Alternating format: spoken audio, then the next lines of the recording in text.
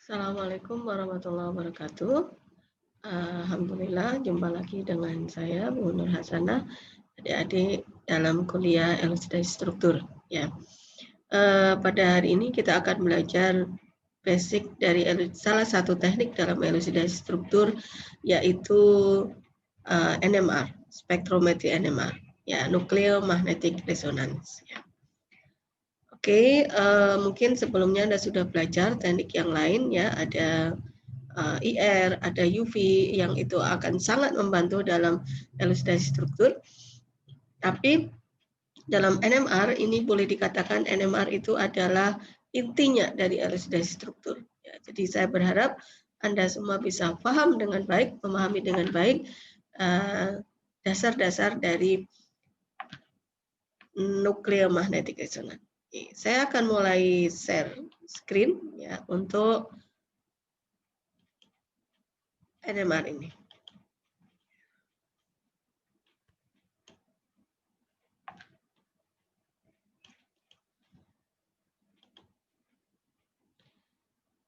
Oke, ya. Nuclear magnetic resonance ya. Nah, sesuai dengan namanya NMR atau spektrometri NMR ini akan berhubungan dengan sifat magnet dari inti atom. Ya, sifat magnet dari inti atom. Artinya di dalam NMR itu nanti akan melibatkan sifat magnet dari inti atom. Ya.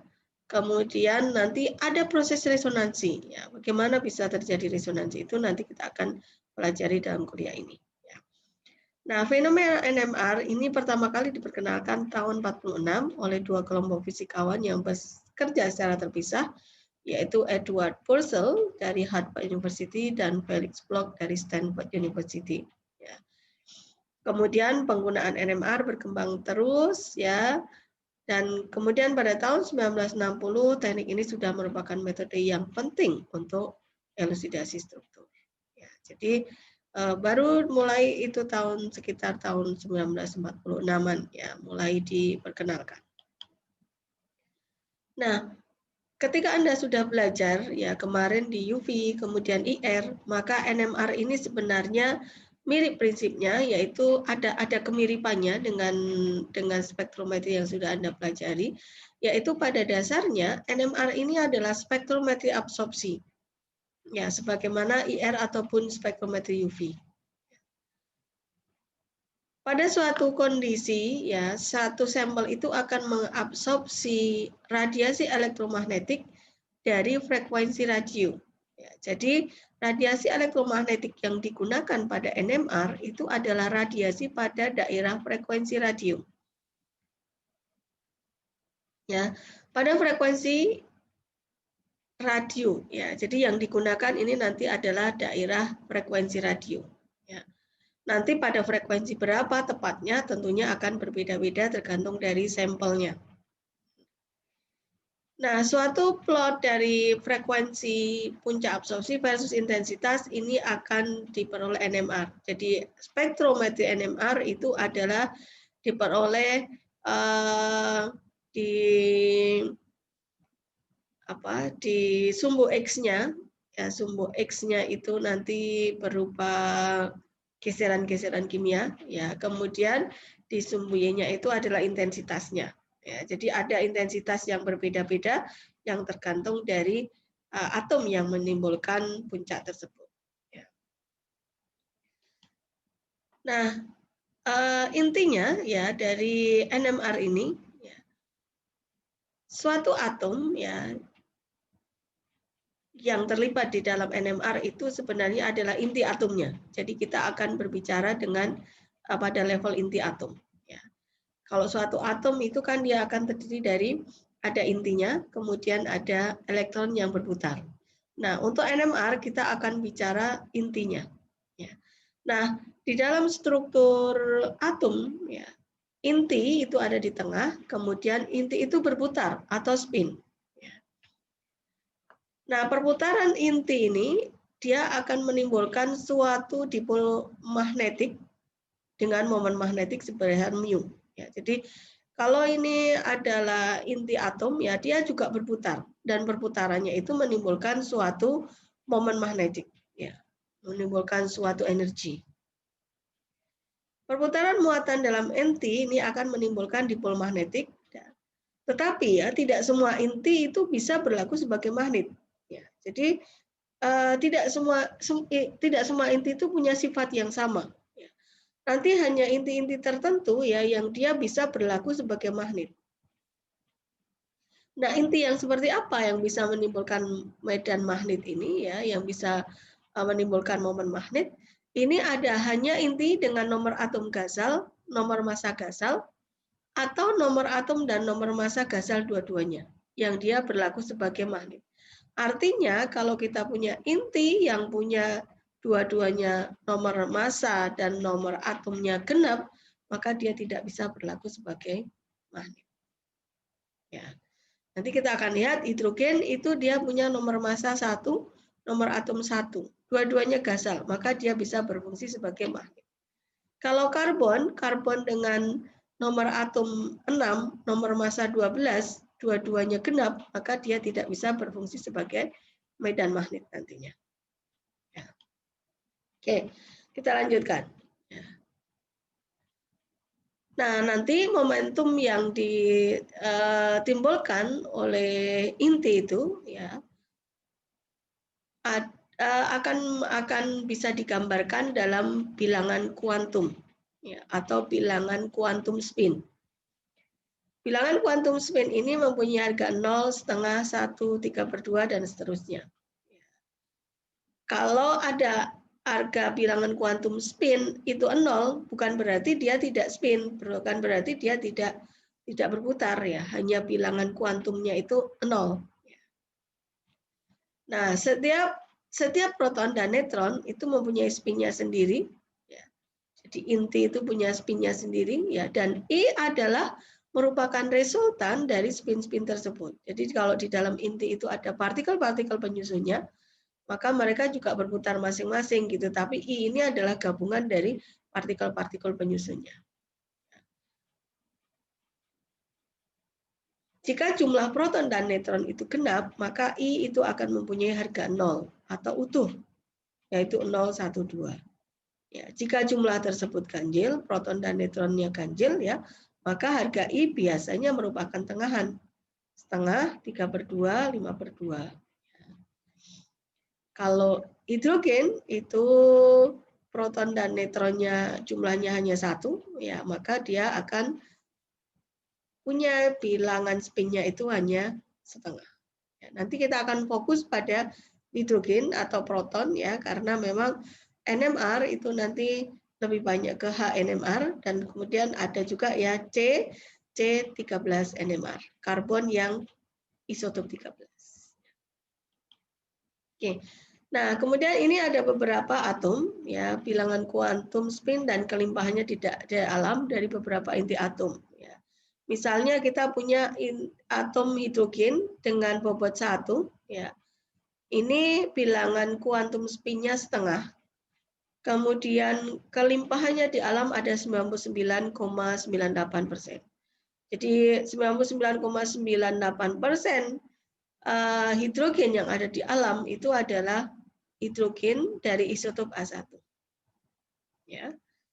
Isotop H2 bilangan kuantum spinnya 1 ya. Ini karena berbeda, kemudian natural abundance-nya di alam hanya 0,015. Kemudian inti yang penting lain di dalam NMR itu adalah karbon C13. Ya. Kenapa bukan karbon C12? Ya, ini karbon C12 karena nomor massa dan nomor atomnya genap, maka dia tidak punya bilangan kuantum spin. Ya, bilangan kuantum spinnya 0. Dan ini dia bukan tidak punya ya, tapi bilangan kuantum spinnya 0 dan kemudian inti ini tidak akan bisa bersifat sebagai magnet. Makanya dia tidak aktif nanti ya, karbon C12 itu tidak aktif di dalam medan magnet eksternal yang diberikan. Sedangkan C13 ini ada di alam ya, kelimpahannya hanya 1,1% ya, kecil gitu ya, tetapi dia ada di alam. Nah, ini yang kemudian nanti dikembangkan di dalam NMR. Kenapa yang dikembangkan di dalam NMR itu karbon dan hidrogen? Ya, hanya ada HNMR dan ada C13NMR. Kenapa nggak ada NNMR? Kenapa gitu ya? Karena untuk senyawa-senyawa organik ya, terutama kan untuk elusidasi struktur itu kebanyakannya adalah senyawa-senyawa organik yang ada itu atom yang kelimpahannya paling banyak itu adalah H1 dan adalah hidrogen dan karbon. Maka kemudian dikembangkan hidrogen dan karbon. Kalau kerangka dari hidrogen dan karbon ini sudah bisa didapat, sudah bisa diketahui, maka akan mudah untuk mengetahui struktur suatu senyawa. Ya. Oke, ya nanti yang lainnya ini bisa dibaca seterusnya. Ya. Nah, sekarang bagaimana sih inti itu kedudukannya ya kalau dalam keadaan normal? Dalam keadaan normal atau inti itu tidak dikenai medan magnet eksternal, ya, maka semua inti yaitu akan berenergi sama. Nah, tingkat energinya sama, mereka sama. Ya, kemudian momen magnetiknya itu akan saling menghilangkan. Ya. Jumlah orientasi yang mungkin bagi suatu inti bila padanya dikenakan medan magnet eksternal, maka nanti akan ditentukan oleh bilangan kuantum spin dari inti tersebut. Ya. Oke, kalau inti itu dalam kondisi normal, ya dia apa namanya? Tingkat energinya sama. Tingkat energinya sama. Orientasinya dia energinya sama. Tingkat orientasinya dia energinya sama. Ya, arahnya itu dia saling meniadakan. Tetapi kalau inti-inti itu kemudian dikenai oleh medan magnet eksternal, ya maka inti itu akan bisa kemudian terbagi ya dalam beberapa orientasi menurut bilangan kuantum spin-nya. Dengan rumus banyaknya orientasi itu, kalau bilangan kuantum spin-nya I, maka banyaknya orientasi itu akan 2I plus 1. Untuk inti hidrogen tadi di depan kita tahu I-nya adalah setengah, maka akan terbagi menjadi inti hidrogen kalau dikenai medan magnet eksternal, jumlah orientasinya akan menjadi 2 kali setengah ditambah 1 akan jadi 2 orientasi. Ya. Oke. Ini contohnya. Ya, jadi di sebelah A ini di sebelah kiri ya, ini adalah orientasi inti ketika dia tidak ada medan magnet eksternal. Orientasinya random. Ya, kemudian energinya semua punya energi yang sama.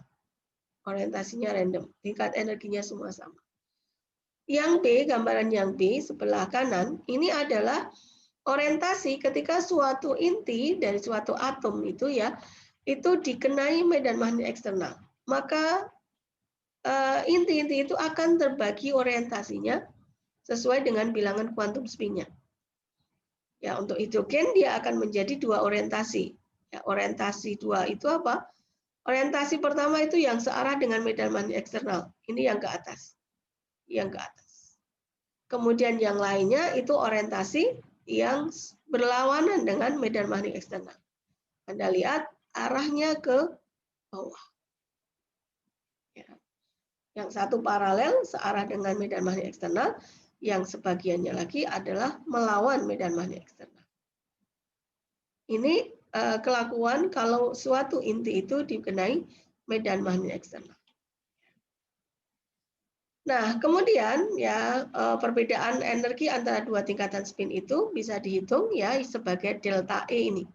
Delta E di mana perbedaan energi ini dia akan sebanding dengan besarnya medan magnet eksternal yang diberikan. Jadi kalau medan magnet eksternal yang diberikan itu besar, ya perbedaan energi dari dua orientasi itu makin besar juga. Nilai-nilai yang lain ini adalah tetapan. Ya. Kemudian dari persamaan tersebut ya terlihat bahwa perbedaan energi itu tergantung pada kekuatan medan magnet eksternal. Makin kuat medan magnet eksternal yang digunakan, makin besar delta E antara tingkatan-tingkatan spin tersebut. Ya. Selain itu, besarnya pemisahan tingkat energi juga tergantung pada macamnya inti yang terlibat dalam proses tersebut. Ya, jadi jenis inti itu akan membedakan juga ya seberapa besar perbedaan energi yang ditimbulkan. Ya. Nah, jenis inti itu akan diimplementasikan ya dalam rasio momen magnetik yang berbeda, ya. Atau tercermin di dalam nilai gamma. Ya. Oke, ini adalah tetapan yang spesifik bagi setiap inti. Inti yang berbeda akan punya nilai gamma yang berbeda. Oke, kita lanjutkan ya. Nah, kita akan lanjut ke fenomena NMR ya yang kemudian ini menjadi dasar dari pengembangan NMR. Ya. Fenomena NMR ini terjadi apabila inti yang searah dengan medan magnet eksternal kemudian dibuat mengabsorpsi energi. Ya, ini dibuat mengabsorpsi energi yang berupa radiasi elektromagnetik pada daerah frekuensi radio. Sehingga nanti orientasinya berubah menjadi berlawanan dengan medan magnet. Ya, kita lihat gambar di sini. Ya. Tadi di ujung sini ya, ketika dalam ketiadaan medan magnet eksternal, ya maka inti itu orientasinya acak, ya, kemudian tingkat energinya sama. Ya. Tetapi ketika kemudian diberi medan magnet eksternal, di sini sebesar BO, ya, maka orientasi inti itu akan terpecah. Sebagian itu searah dengan medan magnet eksternal. Kalau yang searah dengan medan magnet eksternal itu energinya lebih rendah. Sebagian akan berlawanan dengan medan magnet eksternal. Ini energinya tentunya lebih tinggi. Ini ketika suatu inti itu diberi medan magnet eksternal. Kemudian ketika inti itu diberikan medan magnet eksternal seperti ini ya, kemudian diberi lagi oleh radiasi elektromagnetik pada frekuensi radio, ya, maka energi ini akan diserap oleh inti yang searah ini. Ya, dia akan ini energinya rendah. Dia akan menyerap energi yang diberikan, kemudian dia gunakan untuk beresonansi ke tingkat yang lebih tinggi. Ini ya, jadi ketika sudah menyerap energi maka inti ya yang tadinya orientasinya searah naik ke tingkat energi yang lebih tinggi yang berlawanan. Nah, fenomena menyerapnya energi ini ya yang kemudian bisa ditangkap ya di dalam NMR, Nuclear Magnetic Resonance. Ini yang fenomena ini ya yang terjadi pada NMR. Jadi NMR itu melibatkan dua hal, satu medan magnet eksternal, yang kedua melibatkan radiasi elektromagnetik. Oke ya. Nah,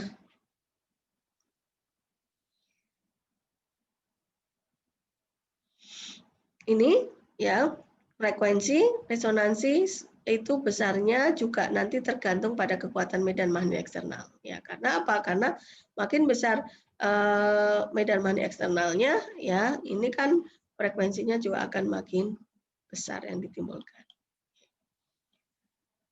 Nah, ini misalnya ya, ini ada daftar kekuatan medan magnet eksternal beserta harga frekuensi agar inti tertentu dapat beresonansi. Ya, kalau inti hidrogen H1 ya dengan medan magnet eksternal sebesar 10.000 Gauss ya, maka frekuensi radiasi elektromagnetiknya itu yang diperlukan adalah 42,6. Ya. Kalau PO-nya sebesar 14.100, maka diperlukan frekuensi sebesar 60 MHz. Ya. Dan seterusnya. Kalau 90 MHz ya, ini diperlukan PO-nya 21.150. Jadi makin besar medan magnetnya, makin besar juga frekuensi yang diperlukan. Ya, kemudian ya kita lanjut ke bagaimana mekanisme absorpsi ya pada NMR. Nah, ini untuk memudahkan memahami transisi spin tadi bisa menganalogikan dengan permainan gangsingan. Ya. Gangsingan, Anda tahu gangsingan ya, gangsingan itu dia bisa berputar berdiri ya. Kemudian ketika dia sudah cukup berputar dia akan bisa jatuh. Ya, jatuh karena pengaruh medan magnet bumi Ya. Nah, tetapi kalau misalnya gangsingannya ini dia diberi energi yang bisa menahan gaya tarik gravitasi, ya maka dia akan bisa tetap berputar gangsingan ini. Tapi kalau dia dibiarkan begitu saja, maka dia akan kemudian jatuh. Nah, seperti itu juga sebenarnya pada fenomena NMR itu. Ya, jadi inti itu berputar. Ya, kalau ada energi, ya maka dia akan bisa tetap berputar. Ya, karena pengaruh medan magnet eksternal, inti yang berspin berkelakuan sama dengan gangsingan yang sedang berpresesi di bawah pengaruh medan gravitasi bumi. Ya, sumbu magnetik dari proton itu akan berpresesi sepanjang sumbu medan magnet eksternal. Ya, dan kemudian nanti kalau kita berikan energi, ya maka dia akan bisa tetap berspin.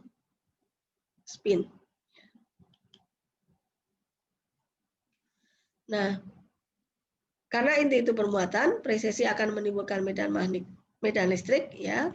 Kemudian kalau gelombang radio yang berfrekuensi sama dengan frekuensi tadi ya diberikan, ya, maka si proton ini akan bisa tetap kemudian akan beresonansi dengan medan magnet yang diberikan. Oke, kita lanjut ke NMR. Ya, kita sekarang sudah praktis ke NMR. Jadi inti dari tadi prinsipnya adalah ada dua hal ya, yaitu medan magnet eksternal yang diberikan dan kemudian yang kedua adalah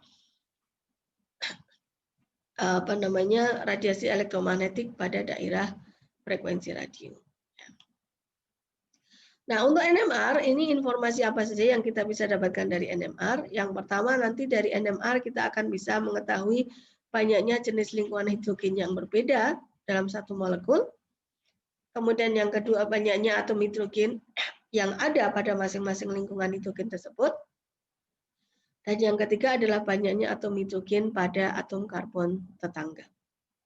Ya, ada tiga hal ini yang nanti kita bisa dapatkan informasinya dari NMR spektrometri. Ya. Ini kira-kira gambar dari NMR, ya spektra NMR yang akan kita peroleh. Ini adalah spektra NMR dari senyawa ini, etil klorida. Ya, etil klorida CH3, CH2, Cl. Kalau kita punya etil klorida, kemudian dibaca dalam NMR, maka kita akan punya spektra seperti ini. Spektra puncak yang pertama ini berupa 3 puncak. Yang ini biasa kita sebut sebagai triplet. Karena ada 3 puncak seperti ini. Ya. Pada daerah sekitar 1,5. Kemudian ya ada puncak yang berikutnya, ya kelompok puncak yang berikutnya ini pada daerah sekitar 3,5 berupa 4 puncak yang kita biasa sebut sebagai kuartet. Nah, ini seperti ini ya. Kemudian yang perlu kita perhatikan lagi ya di dalam spektra NMR ya, selain ini bentuknya triplet, kemudian bilangan geseran kimianya berapa gitu ya. Ini bentuknya kuartet, bilangan geseran kimianya ini berapa? Ini di 3,5. Maka kita juga perlu perhatikan ini. Ada yang disebut sebagai kurva integrasi. Ya, kurva integrasi. Kurva integrasi ini nanti akan menunjukkan apa? Kurva integrasi ini akan menunjukkan jumlah relatif dari proton-proton yang menimbulkan puncak ini. Jadi ketika puncak-puncak yang di bawahnya ini kuartet itu kemudian dikuantifikasi, nah itu dikuantifikasi di dalam kurva integrasi. Yang ini yang triplet dikuantifikasi dari puncak dari jadi kurva integrasi yang di atas ini. Dan setelah dikuantifikasi, ternyata perbandingannya ini dengan yang ini, ya, ini 2:3 kira-kira. Anda bisa ukur panjangnya ini dengan panjangnya ini. Ya, ini adalah 2H, yang ini 3H. Jadi kurva integrasi nanti akan menunjukkan jumlah relatif dari proton yang menimbulkan puncak itu. Ya. Oke.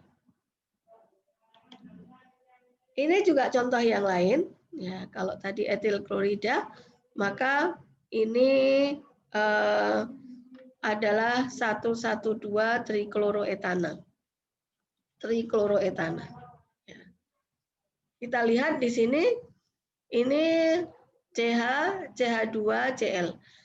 Anda perlu ingat ini adalah spektra dari HNMR, H1NMR, hidrogen NMR. Jadi yang terbaca di dalam spektra ini adalah pola-pola hidrogen saja.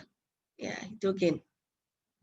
Nah, kita lihat dari ini, dari spektranya, ya, ini ada 2 puncak yang kita biasa sebut doublet pada daerah geseran kimia 4.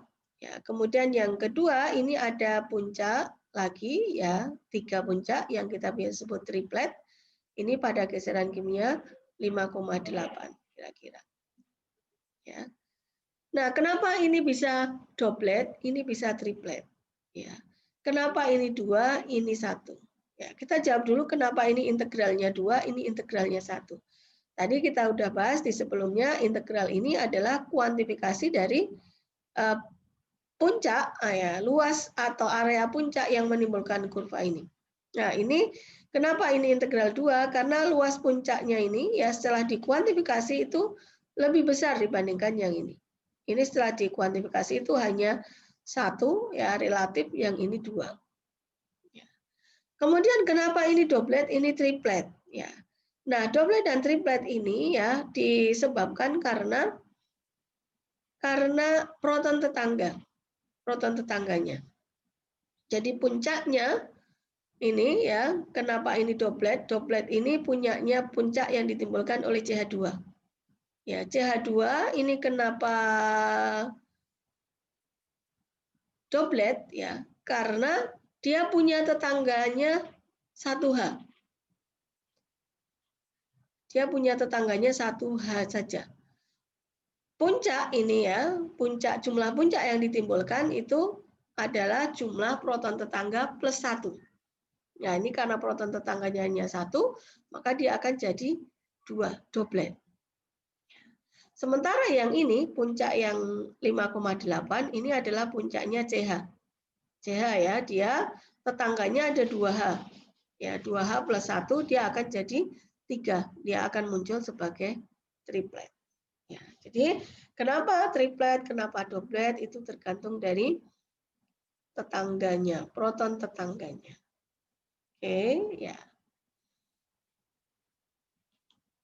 Nah, dari spektra yang di atas, ya, yang kita sudah pelajari tadi, ya, kita bisa mengambil pelajaran dan beberapa hal. Ya, yang pertama, dari berbagai proton dalam satu molekul dihasilkan beberapa signal resonansi.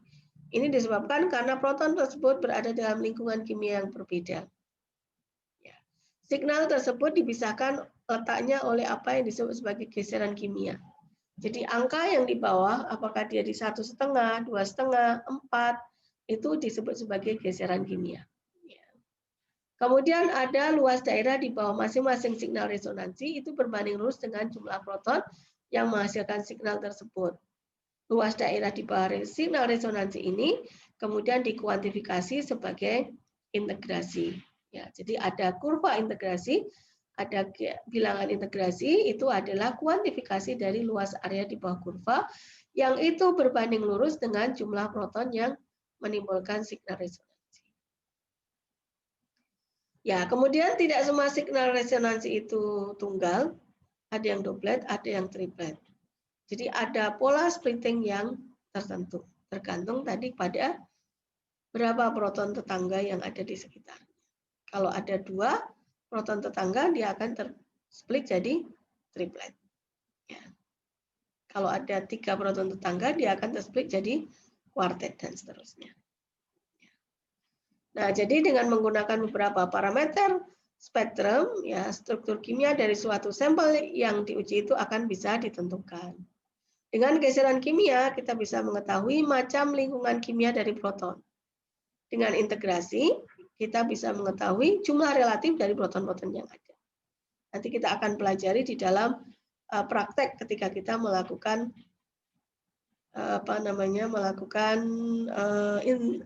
interpretasi dari spektra. Kemudian dengan spin-spin coupling, ya kita bisa tahu posisi dari inti-inti yang saling berinteraksi. Ya. Oke. Nah, salah satu faktor tadi ya kenapa dia bisa menimbulkan geseran kimia yang berbeda-beda, sama-sama proton kok, tapi geseran kimia yang berbeda-beda, itu adalah karena lingkungan kimia dari satu proton itu berbeda. Nah, kenapa lingkungan kimia itu berbeda, kemudian dia bisa menimbulkan geseran kimia yang berbeda? Ya, karena adanya shielding elektronik ini, ya, perlindungan dari elektron. Ya, jadi kalau hidrogen itu kan dia ada satu H1 ya, ada inti, kemudian ada satu elektron. Ya, dia dikelilingi oleh satu elektron. Nah, elektron ini yang akan mengelilingi inti dan kemudian melindungi inti itu dari pengaruh medan magnet eksternal. Nah, ketika ada faktor-faktor lain ya yang menyebabkan elektron ini kemudian perlindungannya menipis, ya misalnya ada ada atom yang sifatnya penarik elektron, ya, maka membuat proton itu kemudian menjadi kurang perlindungannya. Nah, ini yang nanti akan menyebabkan geseran kimia dari masing-masing proton itu berbeda. Salah satunya adalah karena faktor perlindungan elektronik itu. Dalam medan magnet eksternal, elektron yang mengelilingi proton itu akan menghasilkan medan magnet yang arahnya berlawanan dengan medan magnet eksternal karena dia bersifat melindungi inti itu. Kemudian medan magnet yang ditimbulkan elektron yang mengelilingi itu disebut sebagai B lokal dan ini mengurangi besarnya medan magnet eksternal yang dirasakan oleh inti. Ini ya, akibatnya medan magnet efektif yang dirasakan oleh proton itu menjadi lebih rendah dibandingkan dengan medan magnet eksternal yang diberikan. Ya, B efektif itu akan BO dikurangi B lokal yang disebabkan oleh elektron tadi. Nah, dikatakan bahwa proton itu terlindungi atau shielded dari medan magnet eksternal oleh elektron yang mengelilinginya. Efek shielding ini secara universal nanti ada pada semua proton. Karena tidak pernah ada inti yang tidak punya elektron. Mesti punya, ya, tetapi ada nanti yang tipis atau tebal, ya tergantung kerapatannya, tergantung dari faktor-faktor yang mengelilinginya dia. Nah, kemudian kita bicara tentang chemical shift, ya, geseran kimia. Apa sih geseran kimia itu?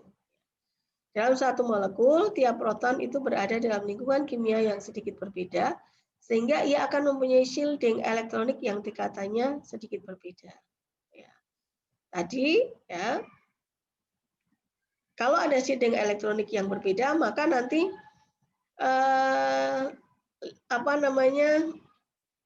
geseran kimianya akan berbeda.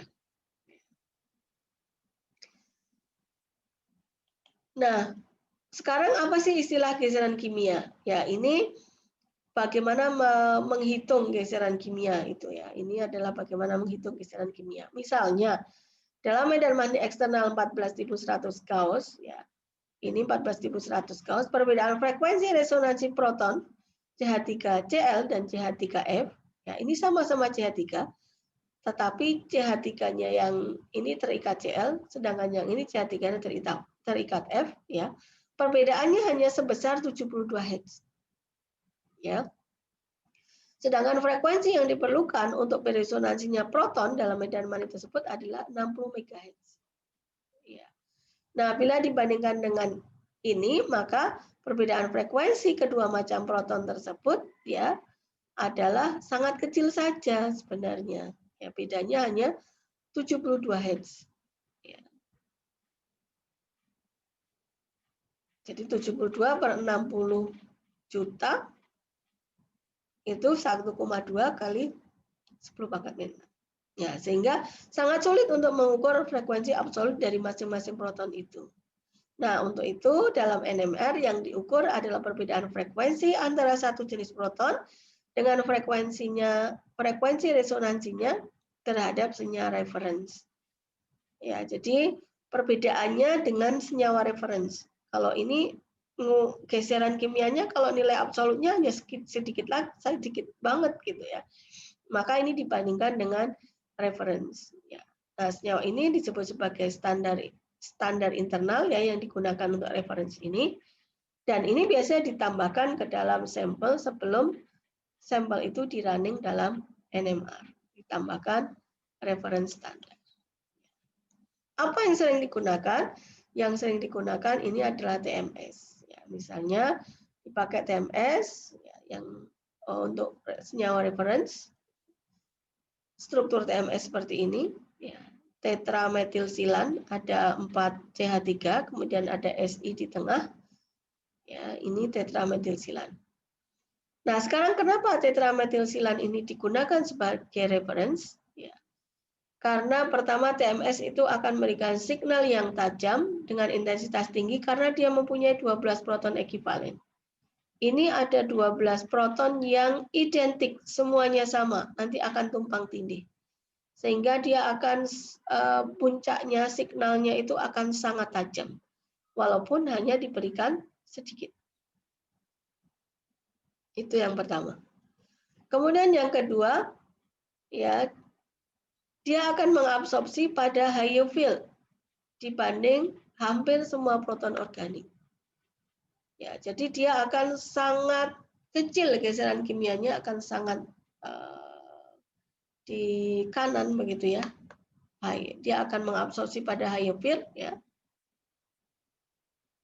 Kenapa? Karena Si ini bukan elektronegatif ya. Si cenderung elektropositif. Jadi Si ini tidak bersifat menarik elektron dari H di sini. Justru Si ini akan memberikan elektron sehingga proton-proton ini akan sangat shielded, akan sangat terlindungi. Dan kemudian ditetapkan ya bahwa deltanya dari proton-proton dari TMS itu adalah 0. Ya. Kemudian kelebihan dari TMS lagi ini bersifat inet. Ya, inet itu apa? Inet artinya dia tidak bereaksi dengan senyawa yang dianalisis. Kemudian dia mempunyai titik didih rendah sehingga mudah dihilangkan kalau dikehendaki lagi senyawa yang diuji. Kemudian positifnya lagi dia larut dalam kebanyakan pelarut organik. Jadi nanti TMS ini sering digunakan untuk standar internal. Ya. Nah, ini bagaimana tadi kan geseran kimia itu dihitung berdasarkan geserannya terhadap senyawa standar. Nah, ini dibandingkan dengan TMS itu geser berapa? Ya, ini TMS apa namanya geseran kimia. Ya. Oke, nah geseran kimia itu apa? Geseran kimia itu adalah geseran ya dari TMS tadi kan relatif terhadap TMS ya di dalam satuannya Hertz ya di dalam satuannya Hertz yang dia akan makin besar kalau kekuatan medan magnet eksternal yang diberikan itu juga makin besar. Ya, jadi kalau geseran kimianya itu makin besar, kalau medan magnet yang diberikan makin besar, geseran kimianya itu makin besar juga gitu ya. Makanya kalau nilai absolut yang digunakan, maka itu akan susah gitu.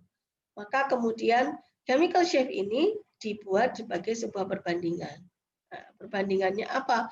Yaitu dibandingkannya seberapa besar si pergeserannya dengan seberapa besar medan magnet eksternal yang diberikan. Sehingga nanti nilainya itu akan tetap dan satuannya dia akan dibuat sebagai ppm 4 per million. Jadi kalau medan magnetnya besar kan geseran kimianya ini geserannya dari TMS itu makin besar ya nanti nilainya akan selalu tetap. Ya, sehingga dibuatlah sebagai sebuah perbandingan ini. Akan selalu sama, ya nanti nilainya geseran kimia itu akan selalu sama walaupun kemudian digunakan instrumen dengan kekuatan medan yang berbeda-beda karena nilainya adalah sebagai nilai perbandingan. Ya, jadi apa geseran kimia ini adalah berapa head gesernya suatu proton dari TMS itu akan bergantung pada kekuatan medan magnet eksternal yang digunakan. Semakin besar medan magnet yang digunakan, makin besar perbedaan frekuensi dari TMS yang ditimbulkan oleh proton itu. Ini misalnya ya, kita bisa lihat kalau makin besar kekuatan medan magnet eksternal yang digunakan, maka akan makin besar juga ya. Itu nanti efeknya pada apa?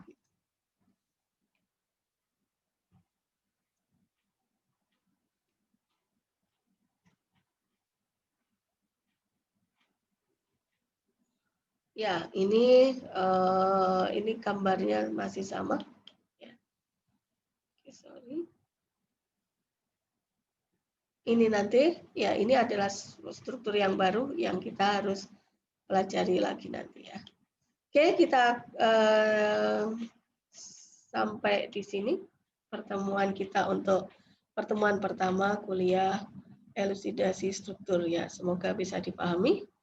Saya tutup. Assalamualaikum warahmatullahi wabarakatuh.